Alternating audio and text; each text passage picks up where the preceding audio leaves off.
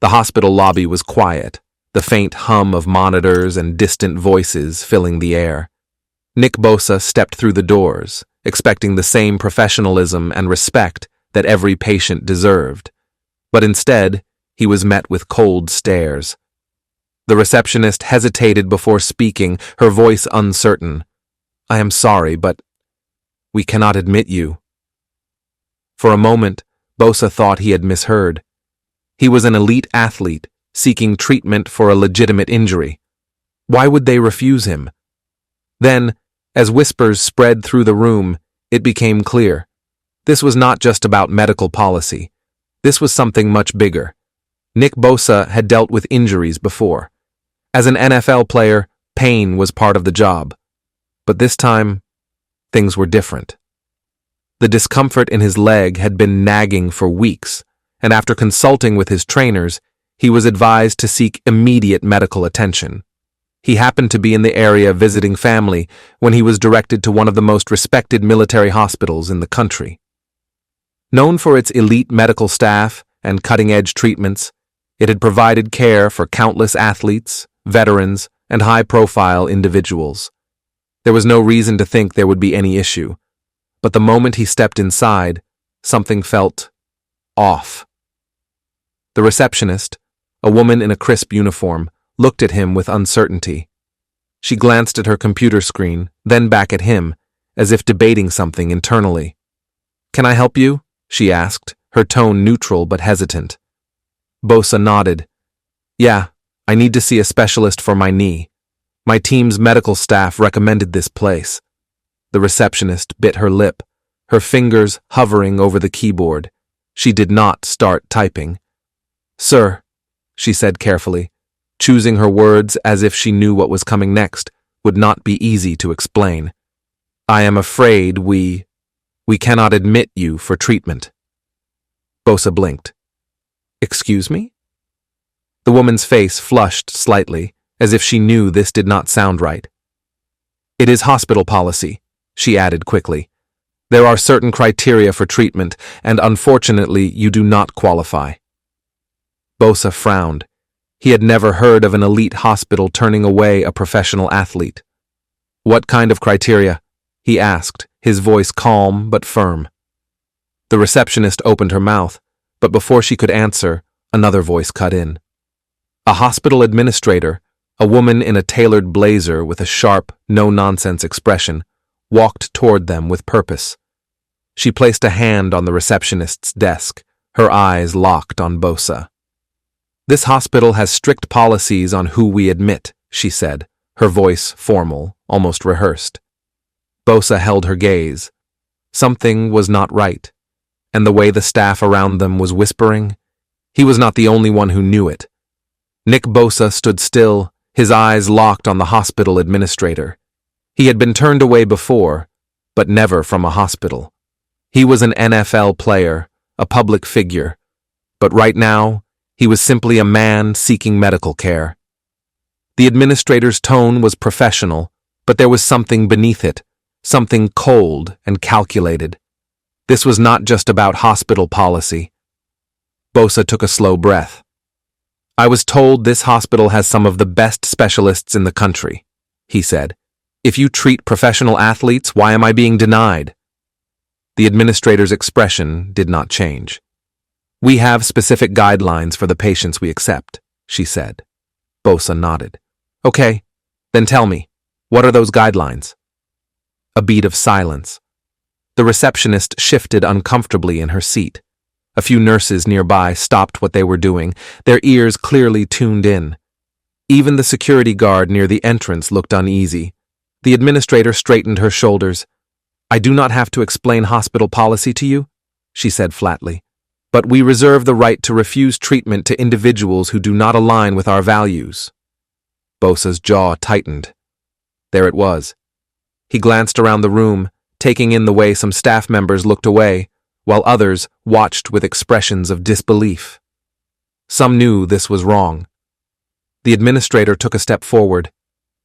"I am sure there are other facilities that would be happy to take you," she said, her voice dismissive. "But as of now, this hospital is unable to accommodate your request." Bosa exhaled, nodding slowly. His instincts had been right. This was not about his injury. This was about him. He could have argued, he could have demanded an explanation, but why? Instead, he took a step back. His silence spoke volumes. The administrator expected a reaction, a scene, a confrontation, but Bosa gave her nothing. As he turned toward the exit, a nurse nearby whispered just loud enough for him to hear, "This is going to be a mistake." And she was right, because within hours the entire country would know what had just happened. Nick Bosa walked out of the hospital doors, his steps slow and deliberate. He was not angry, he was processing. He had spent years dealing with critics, reporters twisting his words, and people making assumptions about him. But this was different. This was a hospital, a place meant to treat anyone in need of care. He sat in his car, gripping the steering wheel as he replayed the moment in his head. They had not turned him away because of his injury. They had done it because of who he was, and he was not the only one who knew it. Within an hour, the whispers inside the hospital had turned into something much bigger. A nurse, one who had witnessed everything, took to social media. She did not name names, but she described what had happened in detail. A patient was just denied treatment, not because of a medical reason, but because of something else entirely. I have worked here for years, and I have never been more ashamed. The post went viral instantly. It did not take long for people to connect the dots. Within hours, news outlets began running with the story. NFL star denied treatment at military hospital, policy or politics. Nick Bosa refused care, the nation reacts. Some defended the hospital, arguing they had the right to refuse service. But others, including veterans, former hospital patients, and even high-profile figures, were furious. A retired Marine, a man with over 20 years of service, made a public statement. His voice was calm, but his words were cutting. "I fought for a country where hospitals heal people, not judge them. If we start choosing who deserves medical care based on personal views, then we are no better than the very enemies we swore to fight against." Bosa, still silent, watched as the situation spiraled. He had not spoken a word, and yet his name was everywhere. The hospital administrators scrambled to do damage control, but it was too late. The story had become bigger than Bosa, and within 24 hours, one phone call would change everything. The story exploded across the nation. News channels, sports analysts, and political commentators all had something to say. Some defended the hospital's decision, claiming that private institutions had the right to refuse service. Others were outraged, calling it an unacceptable act of discrimination.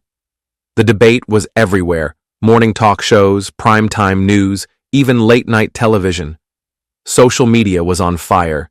Hashtags like Bosa denied and healthcare for all trended within hours. But the reaction that shook the country the most? The military veterans. A group of retired officers released a joint statement. Medical treatment should never be determined by personal politics. This hospital was built to serve those in need, not to pick and choose who deserves care. We call on the administration to correct this mistake immediately. That statement went viral within minutes. Nick Bosa, however, remained completely silent. He had not done interviews. He had not tweeted. He had not spoken a word since the incident. He did not need to. His teammates, however, were not so quiet. A former NFL player and close friend of Bosa's took to social media. If this can happen to someone like Nick, imagine how many others it has happened to. How many people were turned away that we never heard about? The hospital's leadership scrambled to respond. Their first public statement was a disaster. "We reserve the right to serve patients who align with our institutional values." That only made things worse. A well-respected political figure took to national television, shaking his head in disbelief. So now hospitals are deciding who is worthy of care based on their beliefs?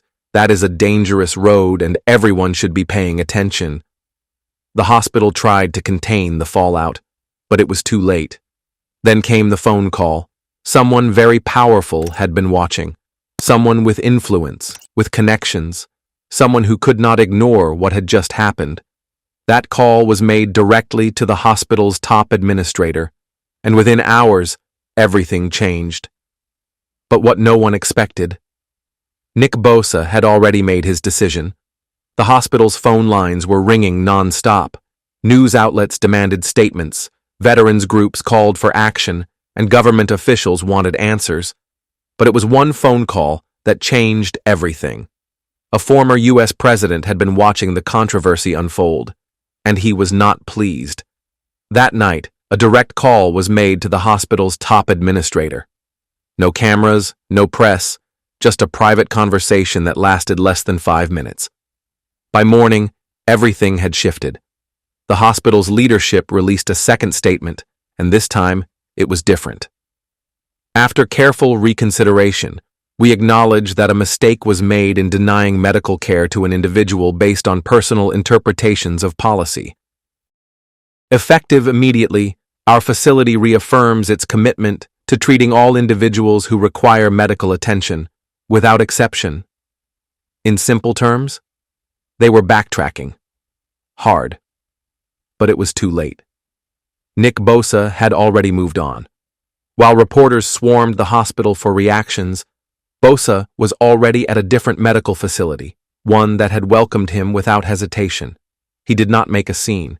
He did not even acknowledge the controversy. He just got the treatment he needed and left. His silence spoke louder than words. The media wanted a response. They wanted him to comment, to fire back, to call out the hospital for what they had done. But Bosa had no interest in being part of a political circus. He had let the country speak for him. Meanwhile, the military hospital was desperate to repair its image. The administrator who had denied Bosa suddenly took an extended leave of absence. The PR team scrambled to paint the hospital in a better light, but the damage was done.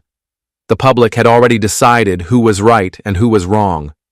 Bosa had walked in that hospital expecting nothing but medical treatment. Instead, he walked out with an entire nation behind him. And as reporters kept pressing for an official statement from him, he finally spoke, just one sentence. "I was not looking for a fight, but I am glad I was not the only one who saw the problem." And with that, he said nothing more. Nick Bosa never asked for controversy. He walked into that hospital expecting care, but walked out with the entire nation watching. The hospital tried to justify their actions, but the public spoke louder than any policy ever could. In the end, Bosa got what he needed, somewhere else. The hospital? It will never escape the shadow of what happened. What do you think? Did the hospital go too far, or did they have the right to refuse him? Comment below, like, share, and subscribe for more powerful NFL stories.